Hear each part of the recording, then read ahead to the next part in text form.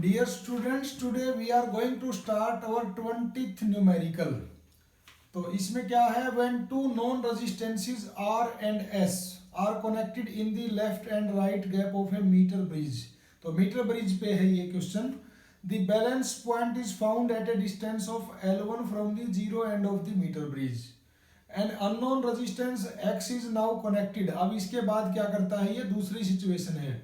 An unknown resistance X is now connected in parallel to the resistance S and the balance point is found at a distance L2. अब ये जो balance point जहाँ पहले L1 पे पाया था अब L2 पे मिला. Obtain a formula for X in term of L1, L2 and S. तो पहले तो आपको जैसे ही मीटर ब्रिज पे क्वेश्चन आता है तो उस पे आपको फिगर अच्छे से आना चाहिए. उसको आप अच्छे से फिगर को बनाना सीख लेना, याद रखना उसको कैसे बनाना है.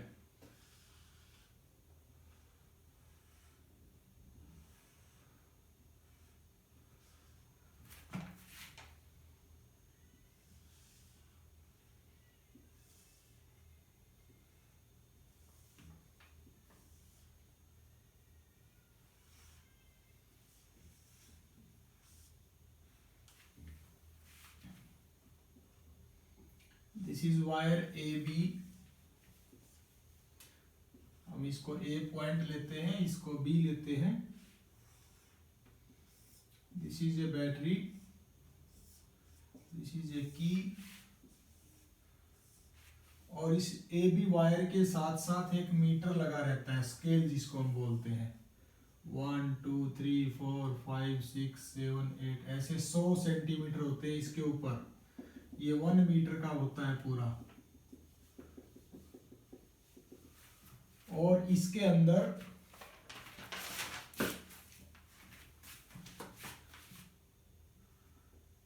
ये जो है आर रेजिस्टेंस है, जो कि जनरली रेजिस्टेंस बॉक्स भी हो सकता है और एक फिक्स्ड रेजिस्टेंस भी हो सकता है.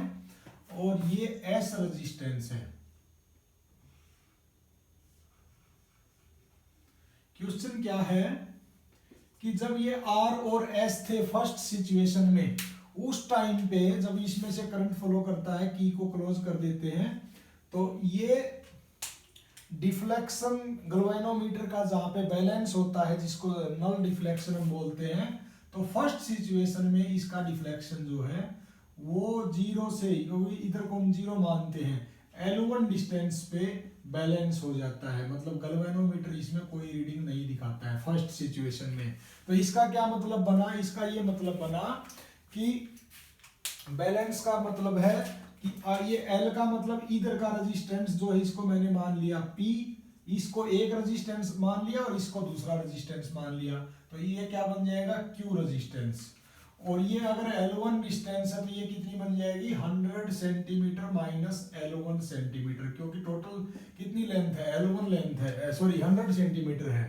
तो P by q is equal to R by S. अगर ये बैलेंस है तो इसको हम ये अप्लाई कर सकते हैं according to Wheatstone bridge principle. तो P by q is equal to R by S. लेकिन P का मतलब क्या है, जितना रेजिस्टेंस जो होता है वो डायरेक्टली प्रोपोर्शनल टू लेंथ होता है. तो अगर सब कुछ सेम है तो P बाई क्यू को क्या लिख सकते हैं, L1 मतलब ये लेंथ डिवाइडेड बाई ये लेंथ. तो L1 divided by 100 minus L1, L1 divided by 100 minus L1 is equal to R by S. तो पहला तो ये सिचुएशन बन गई. दूसरी सिचुएशन क्या है कि इस रेजिस्टेंस S के साथ एक पैरेलल में दूसरा रेजिस्टेंस और लगा दिया उसने,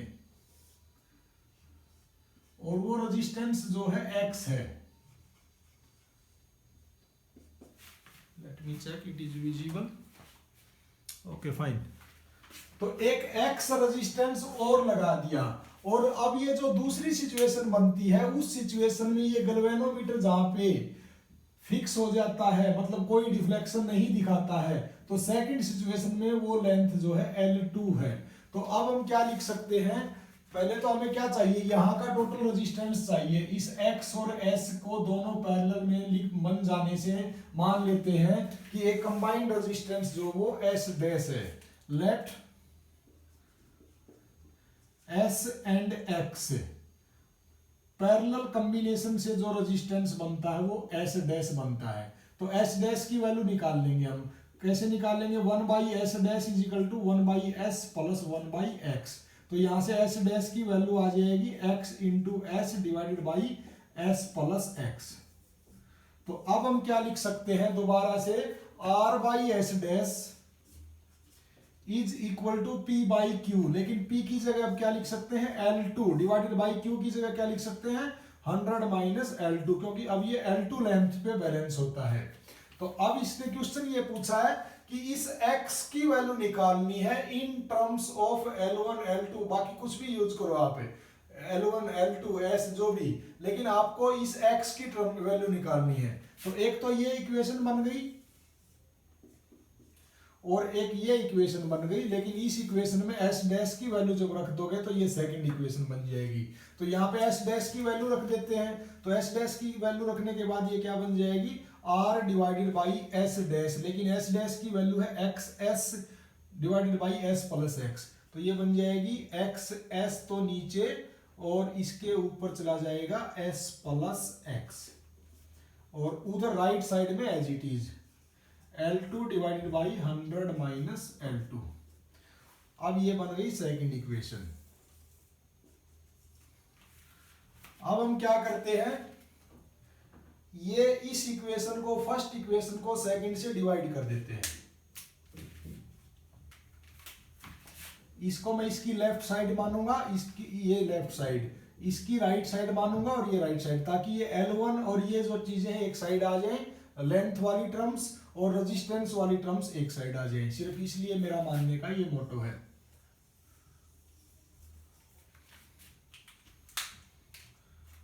तो ये r/s डिवाइडेड बाई ये पूरा r divided by xs into s plus x ऊपर इसमें, और ये राइट साइड में आ जाएगा L1 divided by 100 minus L1, और पूरे के नीचे ये L2 divided by 100 minus L2।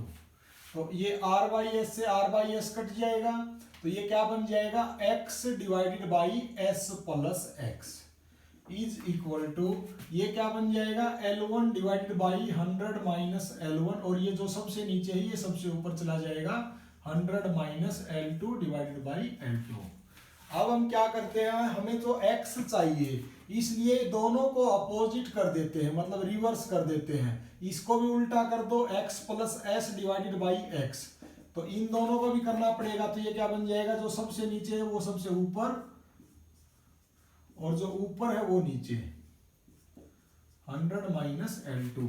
अब इसमें देखो x बाई एक्स तो 1 बन गया, प्लस s बाई एक्स बन गया, इज इक्वल टू क्या आ जाएगा? 100 minus L1 into L2 divided by L1 100 minus L2। अब ये इधर 1 प्लस है, उधर जाके माइनस हो जाएगा, तो जगह की कमी है, इसलिए मैं इसको डायरेक्ट उधर ले जाता हूं, -1।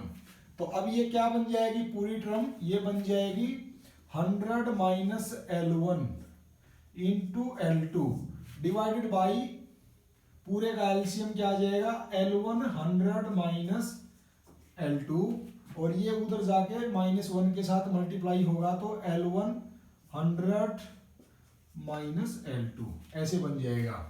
तो अब इसको ऊपर को खोल देते हैं, तो ये 100 L2 माइनस L1 L2, ये माइनस 100 L1 और minus minus plus L1 L2 divided by L1 as it is, 100 minus L2 भी एज इट इज।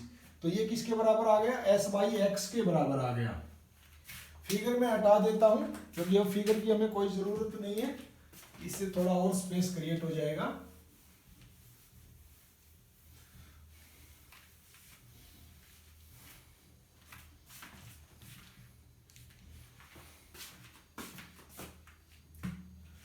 अब नेक्स्ट क्या है,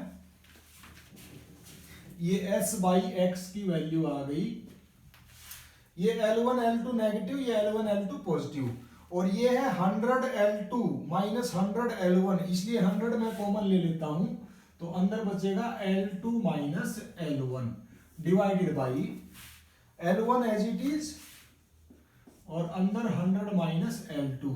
अब हमें तो x चाहिए, तो फिर दोबारा उल्टा कर दो इनको, x बाई एस की क्या वैल्यू आ जाएगी, ये L1 100 minus L2 divided by 100 into L2 minus L1। यहां से x की क्या वैल्यू आ जाएगी, s को उधर ले जाओ, s इंटू L1, या s को मैं और अच्छे से लिखूंगा, ऐसे लिखूंगा इसको, ये पूरी टर्म और इस पूरे के साथ मल्टीप्लाई s, तो ये x की इतनी वैल्यू आएगी। तो यही हमसे पूछा गया था कि s की वैल्यू L1 L2 और x की टर्म में निकालो, ये क्वेश्चन था। तो नेक्स्ट क्वेश्चन करते हैं, क्वेश्चन नंबर 21।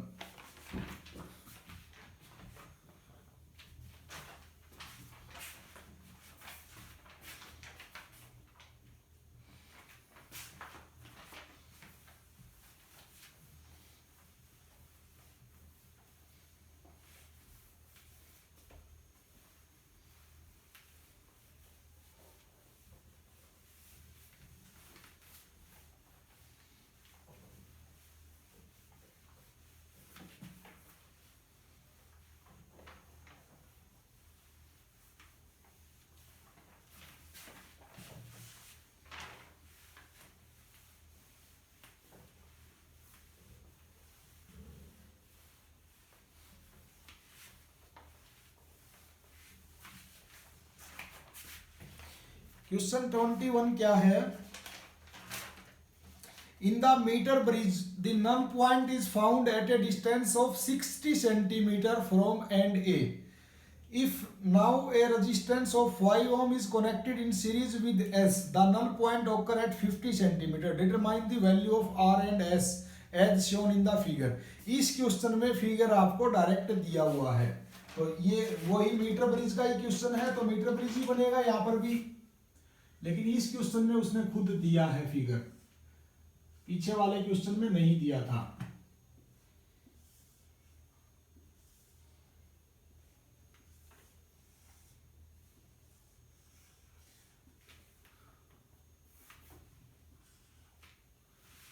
यहां पे ये R है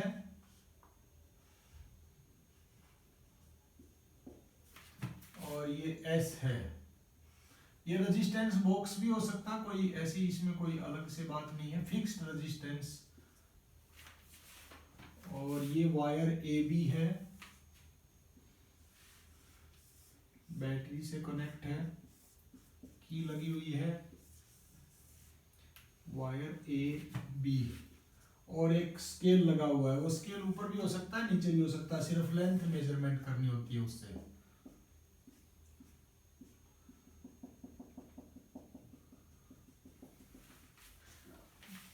और ये पॉइंट D होता है, इस D पॉइंट से हम लोग जॉकी को कनेक्ट करते हैं और जॉकी से फिर वो ये गैल्वेनोमीटर लगा रहता है और जॉकी से हम इसको अलग अलग इस वायर पे कहीं पे भी टच कर देते हैं जहाँ पे नल पॉइंट मिलेगा हमें। क्वेश्चन क्या है इसमें कि in metre bridge null point is found at a distance of 60 centimetre from point A. तो ये जो नल पॉइंट मिला पहला 60 सेंटीमीटर पे मिला, तो टोटल तो ये 100 सेंटीमीटर है, 100 सेंटीमीटर में से ये मिला 60 सेंटीमीटर पे, फर्स्ट जो केस है। तो दिस इज 60। अब की बार L1 L2 नहीं दिया, सिर्फ ऐसे डायरेक्ट दे दिया, ये 60 है तो ये कितना बन जाएगा 100 माइनस 60 मतलब 40 सेंटीमीटर। तो फर्स्ट सिचुएशन हम क्या लिख सकते हैं, P by q is equal to R by s.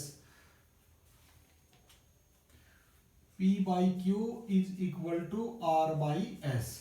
तो यहाँ पे P बाई क्यू का क्या मतलब है, P तो इस चीज को रिप्रेजेंट करता है और Q इसको रिप्रेजेंट करता है, तो इसका रेजिस्टेंस निकलेगा, मतलब क्या कि resistance is directly proportional to length. तो that's why what we can say P by Q का मतलब है 60 बाई 40। तो हम इसको लिख सकते हैं 60 by 40 is equal to R by s as it is. तो यहां से R बाई एस की क्या वैल्यू आ गई, ये 20 या 60, 20 दूनी 40, 3/2। यहां से R की क्या वैल्यू आ गई 3/2 ऑफ S। ठीक है, जहां इसकी जरूरत पड़ेगी हम इसको इस्तेमाल कर लेंगे। इसी में फिर दूसरी बात क्या बोलता है ये, If now a resistance of 5 ohm is connected in series with S, the null point is found at 50 centimeter.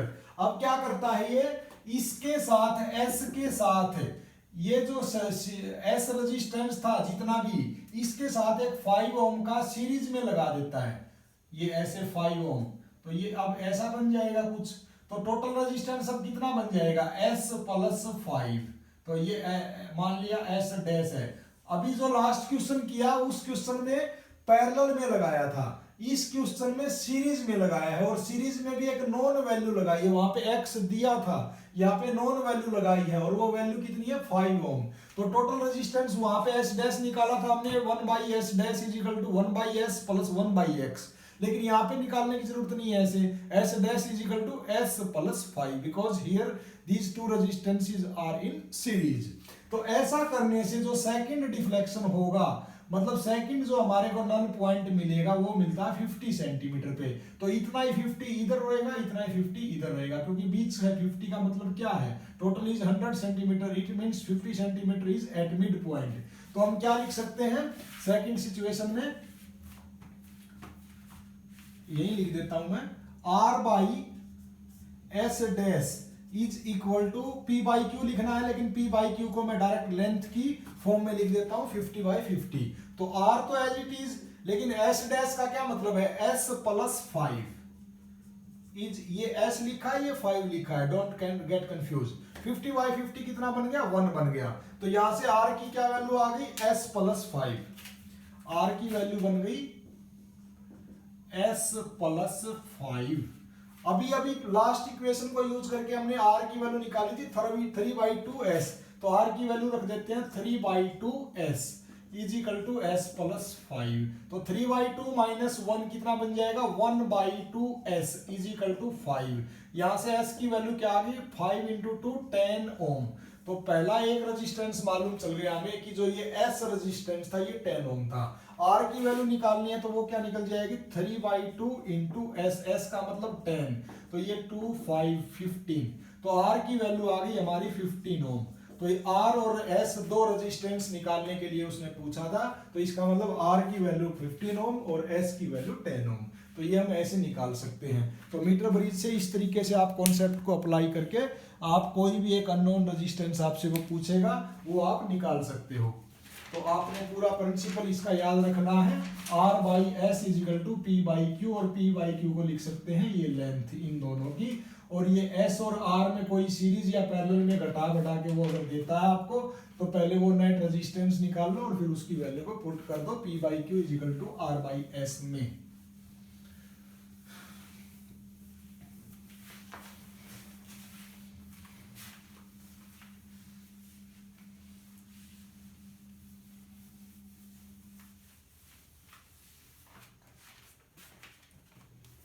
Now we are going to do question number 22. AP is 1 meter long uniform wire of 10 ohm resistance.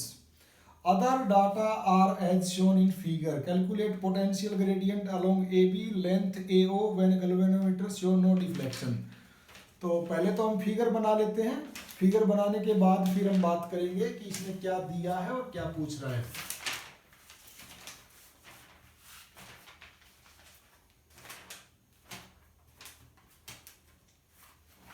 ये figure given है, exam में दिया है ये figure.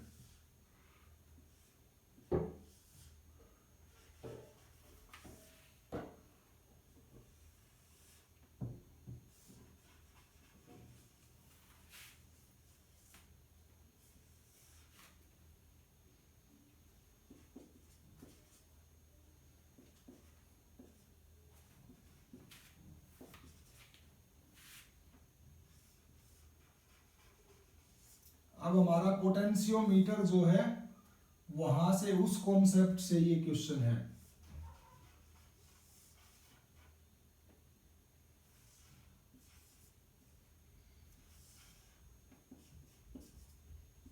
ये O point है, ये battery 1.5 volt है, ये रेजिस्टेंस 1.2 ओम है और ये 0.3 ओम है। और ये ऐसे करंट आएगा, इस बैटरी की वजह से करंट ऐसे जाएगा, इसमें तो ये नीचे की तरफ कर देगी ये बैटरी, और इसमें ऐसे ऊपर की तरफ जाएगा। ठीक है, तो अब इस क्वेश्चन में क्या पूछा है, question number 22, AB is 1 metre long uniform wire. ये जो AB है एक यूनिफॉर्म क्रॉस सेक्शन एरिया और इसकी लेंथ 1 मीटर है, और इसका टोटल रेजिस्टेंस जो है 10 ओम है, इस AB वायर का 10 ओम, पूरी वायर का।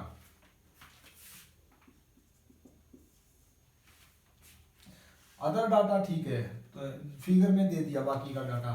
फर्स्ट जो क्वेश्चन पूछा है इसमें potential gradient along AB line के अक्रॉस जो पोटेंशियल ग्रेडियंट है वो निकालना है, पोटेंशियल ग्रेडियंट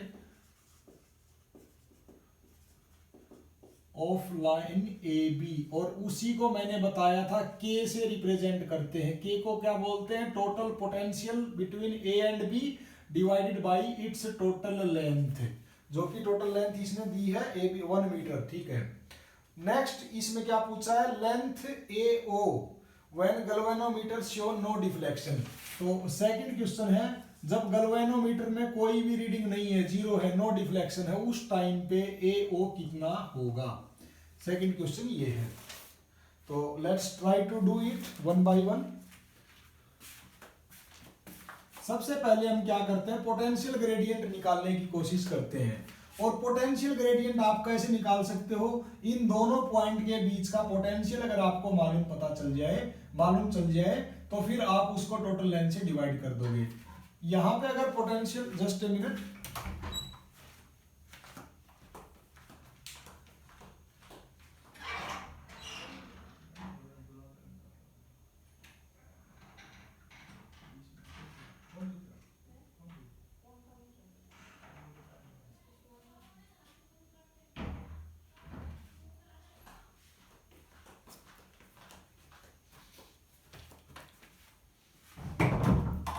सॉरी।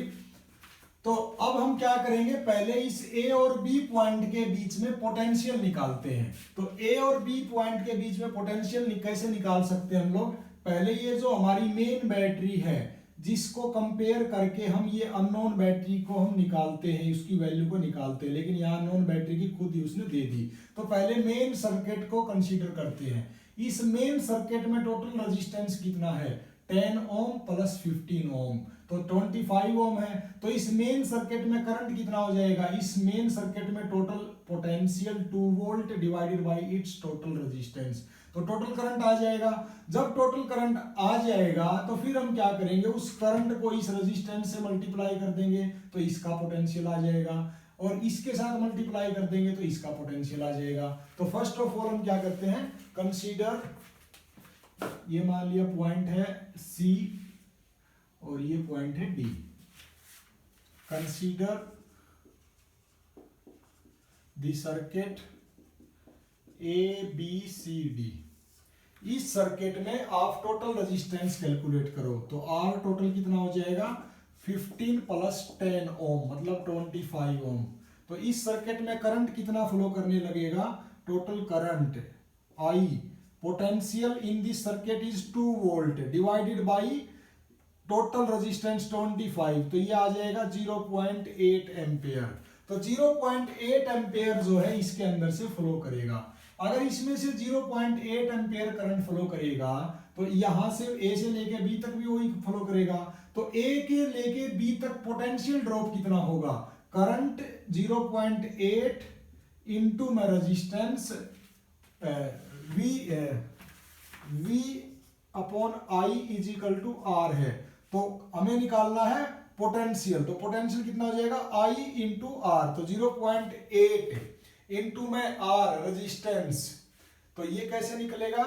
और दूसरी बात, इसके अक्रॉस अगर निकालना है तो ये रेजिस्टेंस इंटू में करंट, ऐसे निकाल सकते हैं, लेकिन हमारे को तो इसी की जरूरत है, तो इसी की जरूरत है तो सिर्फ VAB निकाल लो। तो VAB कितना हो गया, करंट है ये, आई थिंक इसकी वैल्यू जो है, ये मैंने गलत निकाल दिया, अगर इसको पॉइंट लगाओगे तो ये एक जीरो आ जाएगी, फिर एक जीरो चाहिए, हाँ ये 0.08 एम्पेयर आएगा। अब ठीक है, 2/25 जो होता है 0.8 एम्पेयर होता है, 0.08 2/25, ओके फाइन, 0.08 एम्पेयर। तो यहां से VAB की वैल्यू क्या आ जाएगी, करंट 0.08 इंटू में रेजिस्टेंस 10 ओम, तो ये आ गया 0.8 वोल्ट। तो इतना पोटेंशियल डिफरेंस है ए से लेके बी तक के बीच में। हमें क्या चाहिए, पोटेंशियल ग्रेडियंट। तो पोटेंशियल ग्रेडियंट कैसे निकालेंगे, potential difference between a b v a b divided by its length.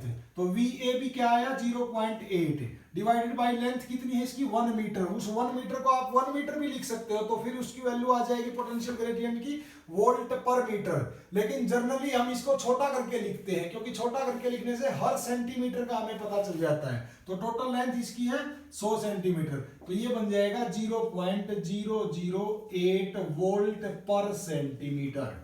तो ये फर्स्ट क्वेश्चन का आंसर आ गया कि इसका पोटेंशियल ग्रेडियंट जो है 0.008 वोल्ट पर सेंटीमीटर है। इस बात का क्या मतलब है कि यहां से लेके हर 1 सेंटीमीटर बाद इसका पोटेंशियल जो है 0.008 घट जाएगा। मानिए यहाँ 1 है, तो यहाँ 1 में से 0.008 घटा दो, फिर उसमें से आगे 1 सेंटीमीटर चलोगे तो फिर घटा दो। ऐसे हर सेंटीमीटर पे इसका पोटेंशियल जो है 0.008 घटता चला जाएगा। इसका ये मतलब है फिजिकल सिग्निफिकेंस। अब ये दूसरा क्वेश्चन क्या है कि जब गैल्वेनोमीटर जीरो डिफ्लेक्शन दिखाए उस टाइम पे ए से लेके ओ के बीच की क्या दूरी होगी। तो हम क्या कर सकते हैं, इस बैटरी की वजह से यहां पे या यहां पे या यहां पे कितना पोटेंशियल है पहले वो मेजर कर लेते हैं। जैसे ही पोटेंशियल आ जाएगा फिर पोटेंशियल ग्रेडियंट हमें मालूम है, पोटेंशियल ग्रेडियंट से हम लेंथ निकाल लेंगे।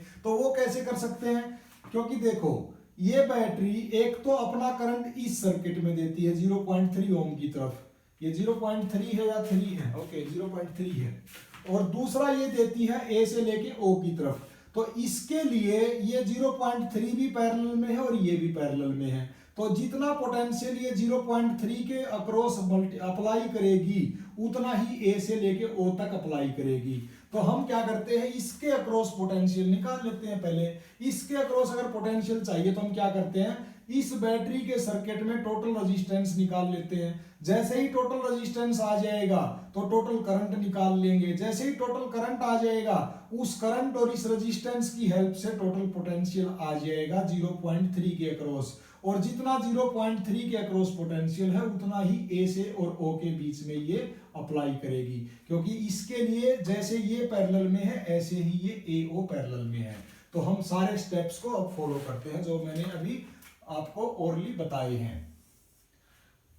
ये सर्किट जो है अब इसको मैं नाम दे देता हूं 1 2 3 4। तो इन सर्किट 1 2 3 4 आप कुछ भी लिख सकते हो, a b c d f g h कुछ भी। टोटल रेजिस्टेंस कितना है इस सर्किट में 1.2 प्लस 0.3 इज इक्वल टू 1.5 ओम। इतना रेजिस्टेंस है इसमें। तो इसमें अगर इतना रेजिस्टेंस है तो करंट फ्लो कितना होगा, तो आई इन दिस सर्किट में उसको आई डैश नाम दे देता हूं, क्योंकि ऊपर वाले में हमने आई माना था, इसलिए मैं सिर्फ इसको नाम जो है आई डैश दे देता हूं। तो आई डैश की वैल्यू क्या आ जाएगी, इसका टोटल पोटेंशियल 1.5 डिवाइडेड बाई इसका टोटल रेजिस्टेंस 1.5 ओम, तो 1 एम्पेयर आ जाएगा। तो 1 एम्पेयर अगर करंट फ्लो करता है तो 1 एम्पेयर करंट से इस यहां पे इस रेजिस्टेंस के अक्रॉस पोटेंशियल कितना होगा, तो करंट 1 एम्पेयर इनटू में ये रेजिस्टेंस 0.3। तो हम क्या कह सकते हैं, V पोटेंशियल अक्रॉस, बड़ा लिख देता हूं थोड़ा, अक्रॉस 0.3 ओम, ये हो जाएगा current 1 ampere into 0.3 ohm resistance, तो 0.3 वोल्ट। तो 0.3 वोल्ट ही इसकी वजह से यहाँ पे है और 0.3 वोल्ट ही इसकी वजह से ए से और ओ के बीच में है। तो ये ए से ओ की दूरी कितनी होगी ये पूछ रहा है। तो ए से लेके ओ तक कहाँ कितनी दूर जाके इतना पोटेंशियल ड्रॉप होगा, इसका ये मतलब है, क्वेश्चन ये बनेगा। तो देखो 0.008 वोल्ट पर सेंटीमीटर का मतलब है कि इतना वोल्ट पोटेंशियल ड्रॉप होता है 1 सेंटीमीटर में, 1 सेंटीमीटर में। इसका फिजिकल सिग्निफिकेंस ये है पोटेंशियल ग्रेडियंट का कि 0.008 वोल्ट पोटेंशियल ड्रॉप होता है 1 सेंटीमीटर में। तो 1 वोल्ट कितने सेंटीमीटर में होगा? 1 डिवाइडेड बाई 0.008। और इतना 0.3 वोल्ट कितने में होगा? तो 1 डिवाइडेड बाई 0.008 इंटू 0.3 में। तो इसको जब आप कैलकुलेट करोगे जितनी वैल्यू आएगी उतना सेंटीमीटर होगा ए से लेके ओ तक, ए टू ओ। तो इसकी वैल्यू जो आई है मैं वो देख के बता देता हूं आपको, 37.5 सेंटीमीटर है। तो ए से ओ की बीच की दूरी है 37.5। तो आशा करता हूं ये भी आपको समझ में आया होगा। थोड़ा सा इसमें स्ट्रेस लगेगा, लेकिन वीडियो को आप अच्छे से देखोगे तो समझ में आ जाएगा। और लास्ट क्वेश्चन करते हैं।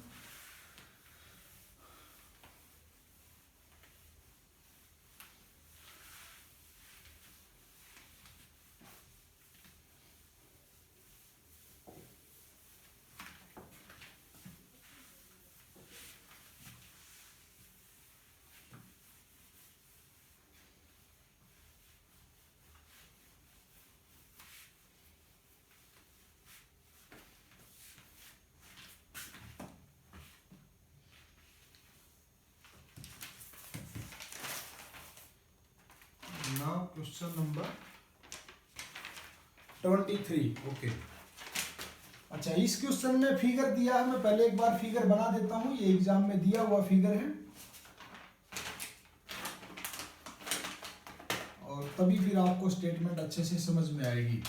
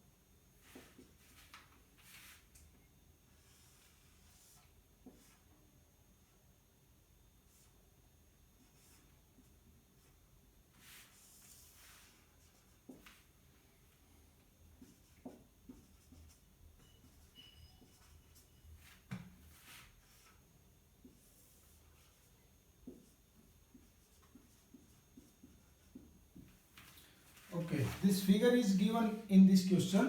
अब मैं स्टेटमेंट पढ़ता हूं। A long potentiometer wire A B is having a constant potential gradient along its length. The null point for the two primary cell of EMF E1 and E2 connected in the manner shown are obtained at a distance of 120 cm and 300 cm from the end A. Find E1 by E2 and position of null point for the cell E1। तो पहले ये दो निकालेंगे, फिर sensitivity के बारे में कुछ बात है कि सेंसिटिविटी कैसे बढ़ाई जा सकती है। तो पहले E1 बाई E2 निकालेंगे और फिर E1 निकालेंगे। तो देखो ये दो सिचुएशन है जब ये दो सेल एक दूसरे से अपोजिट है, इसका पॉजिटिव इधर है, इसका नेगेटिव इधर है, इसका मतलब पॉजिटिव इधर है और इसका पॉजिटिव उधर है, तो ये एक दूसरे से अपोजिट है। तो उस सिचुएशन में जब इसका नल पॉइंट है वो 120 सेंटीमीटर पे है ए से लेके, और जब ये दोनों एक ही डायरेक्शन में इफेक्ट लगाते हैं तो ज्यादा इफेक्ट लगाएंगे, तो उस सिचुएशन में जो इनका नल पॉइंट है वो 300 सेंटीमीटर पे है। तो इसका मतलब क्या हो गया कि ये अगर इसका पोटेंशियल ग्रेडियंट के है मान लिया, तो पोटेंशियल ग्रेडियंट के क्या रिप्रेजेंट करता है? Potential per unit length. तो अगर हम उस पोटेंशियल पर यूनिट लेंथ के साथ लेंथ मल्टीप्लाई कर दे तो क्या आ जाएगा? पोटेंशियल आ जाएगा। तो इसका मतलब ये E1 और ये E2 ये एक दूसरे से अपोजिट है, तो हम क्या लिख सकते हैं? E1 माइनस E2, उसको क्या लिख सकते हैं? पोटेंशियल ग्रेडियंट इनटू ये लेंथ। तो इन दोनों की जो पोटेंशियल है वो उसके बराबर आ जाएगी। तो first of all what we can write, E1 minus E2 E1 minus E2 मैंने क्यों लिखा, क्योंकि ये इधर लगा है, ये चाहता है करंट इधर फ्लो करे और ये चाहता है करंट इधर फ्लो करे, क्योंकि इसका पॉजिटिव उधर है, इसलिए मैंने लिखा। तो अगर इस पहले मैं मान लेता हूं, इससे पहले मैंने ये मानना है, let potential gradient of wire A B is K, और ये पोटेंशियल ग्रेडियंट का मतलब होता है total potential upon total length. और अगर आप किसी एक पर्टिकुलर एरिया में ए से लेके ओ तक यहां तक जानना चाहते हो तो इसकी लेंथ को मल्टीप्लाई कर दोगे तो यहां से लेके यहां तक कितना पोटेंशियल डिफरेंस है वो आ जाएगा। इसका ये मतलब होता है पोटेंशियल ग्रेडियंट का। तो E1 माइनस E2 वो नेट पोटेंशियल है, कहां से लेके कहां तक, यहां से लेके 120 सेंटीमीटर तक। तो E1 माइनस E2 को निकालना है तो उसका क्या मतलब है, K इंटू 120। मैं ये नहीं लिख रहा VYL क्योंकि कोई जरूरत नहीं, मैंने एक ही चीज मान लिया, इसको K मान लिया, तो K इंटू 120। ऐसे ही इनको क्या लिखोगे, नेट पोटेंशियल को, इसको लिखेंगे हम E1 plus E2 because both are acting in the same direction. तो E1 प्लस E2 को क्या लिखेंगे, potential gradient into this length 300 centimetre. तो E1 प्लस E2 की क्या वैल्यू आ गई, 300 इंटू के, और ये है 120 के। दोनों को ऐड कर दोगे तो क्या आ जाएगा, E1 to E1 is equal to ये 300 प्लस 120 420 के। तो यहां से E1 की क्या वैल्यू आ जाएगी, आई थिंक ये 210 के, ये E1 की वैल्यू आ जाएगी। अब इस E1 की वैल्यू को कोनो भी एक इक्वेशन में रख दो तो E2 की वैल्यू आ जाएगी। मान लीजिए यहाँ पे रखते हैं तो ये 210 के minus E2 is equal to 120 के। यहां से E2 की वैल्यू आ जाएगी 210 प्लस 120 इंटू के। तो ये बन जाएगा 0 2 1 3 2 1 3 330 के। तो ये E2 की वैल्यू आ गई। क्वेश्चन क्या पूछा था, E1 बाई E2 या E2 बाई E1 पूछा था क्वेश्चन में। हाँ, E1 बाई E2 पूछा था।